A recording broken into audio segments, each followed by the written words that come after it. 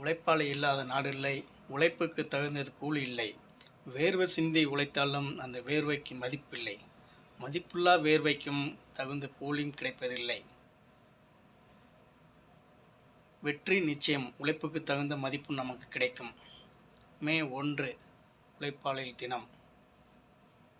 அன்று ஒரு நாள் அரசு விடுமுறை நமக்காண்டே கொடுக்கப்பட்டுள்ளது. அந்த விடுமுறையில் நாம் நம் குழந்தைகளுடையும் நம் மனைவிகளுடையும் சந்தோஷமாக அன்று ஒரு நாள் நம்ம இருப்போம்.